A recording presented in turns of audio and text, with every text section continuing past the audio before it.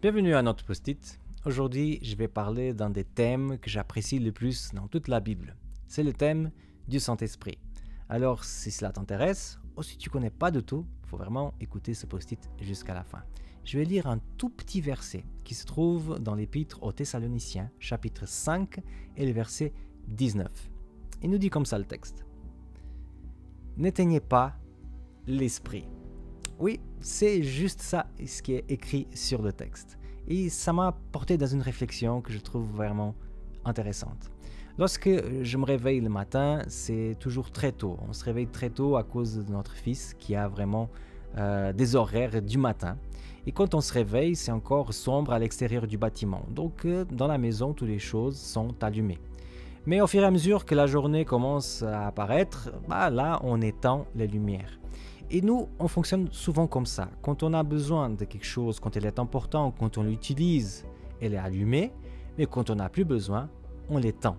C'est aussi intéressant de voir l'évolution que les téléphones portables ils ont eu dans notre vie.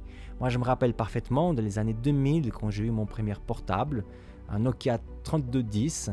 Je m'appelle bien d'arriver au soir et de l'éteindre parce que voilà, c'était le début. J'avais vraiment pas envie qu'il soit allumé pendant le soir. Mais plus les portables ont évolué, plus les fonctions aussi qu'ils ont sont multipliées. Aujourd'hui, j'imagine que la plupart des gens de ma génération ne s'imaginent pas à éteindre le téléphone portable le soir, puisque ce petit machin en plastique, il a pris beaucoup plus d'importance dans notre vie, beaucoup plus d'espace dans notre vie.